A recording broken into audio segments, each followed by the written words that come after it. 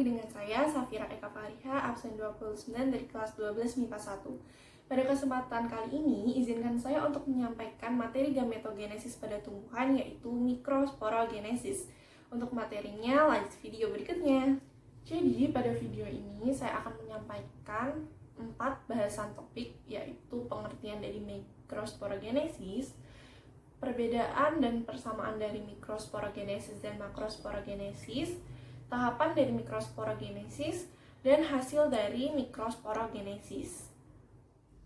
Oke semuanya, pada topik pembahasan kali ini sudah saya bilang akan ada 4 topik pembahasan, yaitu yang pertama ada pengertian dari mikrosporogenesis, yang kedua ada tahapan dari mikrosporogenesis, yang ketiga ada persamaan dan perbedaan dari mikro dan makrosporogenesis, dan yang keempat adalah hasil dari mikrosporogenesis.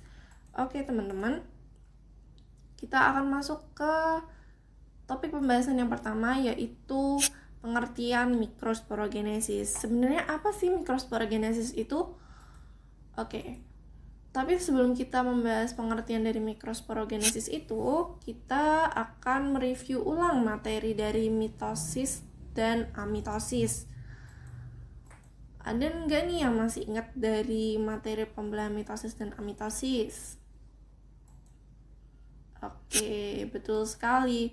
Pembelahan mitosis adalah pembelahan yang terjadi pada sel tubuh atau somatik melalui satu kali pembelahan dan menghasilkan 2 sel anakan yang bersifat diploid dan sama dengan induknya. Yang ketiga, bertujuan memperbanyak jumlah sel untuk pertumbuhan dan perkembangan. Pembelahan mitosis ini melalui 4 tahapan, yaitu profase, metafase, anafase, dan telofase. Selanjutnya adalah pembelahan amitosis. Pembelahan amitosis ini adalah pembelahan yang terjadi pada sel kelamin atau gamet. Lalu sebenarnya apa sih pengertian mikrosporogenesis itu? Mikrosporogenesis adalah proses pembentukan gamet jantan yang terjadi di dalam kepala sari. Di dalam kepala sari terdapat kantung serbuk sari yang di dalamnya ada berbagai sel-sel induk serbuk sari atau mikrospora yang bersifat diploid.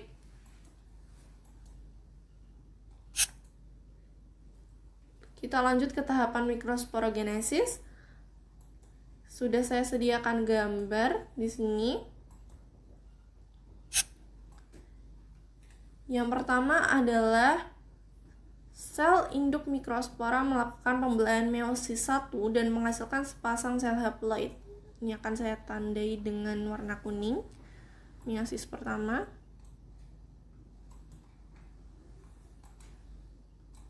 Lalu yang kedua, sepasang sel haploid membelah melalui meiosis 2 menghasilkan 4 mikrospora haploid yang berkelompok atau kita sebut tetrat ya. Ini akan saya tandai juga meiosis 2 dan berkumpul menjadi 1 yang kita sebut tetrat. Selanjutnya, setiap mikrospora mengalami pembelahan karyokinesis sehingga menghasilkan 2 inti, yaitu inti vegetatif dan inti generatif. Selanjutnya, inti generatif ini membelah secara mitosis sehingga membentuk 2 inti sperma yang dikenal dengan inti generatif 1 dan inti generatif 2. Oke. Pada kesempatan kali ini saya mengambil contoh dari mikrosporogenesis pada tanaman paku, di mana mikrospora yang bersifat haploid akan membentuk mikroprotalium, selanjutnya membentuk antheridium, dan selanjutnya membentuk spermatozoid yang masing-masing bersifat sama, yaitu haploid. Lalu spermatozoid ini akan bergabung dengan ovum, menghasilkan zigot yang bersifat diploid, dan zigot ini akan terbentuk menjadi tumbuhan paku heterospora yang bersifat diploid. Selanjutnya masing-masing akan menghasilkan tumbuhan paku ini akan menghasilkan masing-masing mikrosporofil dan makrosporofil yang bersifat diploid. Lalu mikrosporofil ini akan terbentuk lagi menjadi mikrosporangium yang bersifat diploid dan akan kembali menjadi mikrospora yang bersifat haploid, dan seterusnya seperti tadi. Ini akan saya perjelas yang haploid dan diploidnya. Yang haploid saya tandai warna kuning. Selanjutnya yang diploid ini akan saya tandai warna hijau. Ini ya. Oke. Selanjutnya adalah perbedaan dan persamaan mikrosporogenesis dan makrosporogenesis. Oke, kita pertama akan ke persamaan mikrosporogenesis. Apa sih persamaan mikrosporogenesis itu? Yang pertama adalah mikrosporogenesis dan megasporogenesis adalah proses pembentukan sel yang bersifat haploid atau N. Dalam kedua proses, sel diploid membelah dengan cara meiosis. Yang ketiga, kedua proses menghasilkan spora yang menghasilkan gametofit, karena ini tadi adalah gametogenesis pada tumbuhan. Oke, selanjutnya kita akan ke perbedaan dari mikro dan makro. Oh iya. Perbedaannya adalah mikro dan mega masing-masing adalah spora jantan dan betina. Mikrosporangia terletak di kepala sari benang sari dan mengandung sel induk mikrospora yang merupakan sel 2N atau diploid. Sel induk mikrospora mengalami meiosis dan menghasilkan mikrospora yang merupakan sel N atau haploid. Proses ini dikenal sebagai mikrosporogenesis. Mikrospora mengalami mitosis dan menghasilkan butiran serbuk sari yang merupakan gamet jantan. Jadi mereka perbedaannya adalah spora jantan dan betinanya. Megasporangia dikenal sebagai ovula. Ini megasporangia ini biasa disebut dengan ovumnya ya, ovula.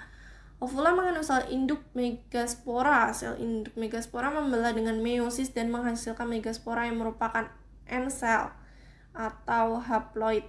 Pembentukan megaspora dari sel induk megaspora dikenal sebagai megasporogenesis. Megaspora menjalani mitosis dan membentuk kantung embrio. Ini merupakan perbedaan antara mikrosporogenesis dan megasporogenesis. Akan saya perjelas perbedaannya, saya akan beri tanda.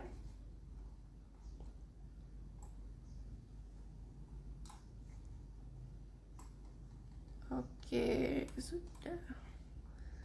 Selanjutnya kita akan membahas hasil dari mikrosporogenesis. Hasil mikrosporogenesis adalah 1 inti vegetatif dan 2 inti generatif. 1 inti vegetatif tersebut berperan memberikan jalan bagi inti generatif untuk membuahi sel telur atau ovum dan inti kandung lembaga sekunder atau kita sebut IKLS. Kesimpulan dari materi ini akan saya sajikan dalam bentuk tabel. Perbedaannya, tempat terjadi mikrosporogenesis adalah di kantung sari, dan yang kedua, karyokinesis terjadi dalam 2 kali. Hasil meiosis 1, meiosis 2 adalah 4 sel hidup, dan hasil akhir dari mikrosporogenesis adalah bulu polen dengan 3 inti, nukleus sperma 1, nukleus sperma 2, dan nukleus tabung. Sekian yang dapat saya sampaikan. Kurang lebihnya mohon maaf. Wassalamualaikum warahmatullahi wabarakatuh.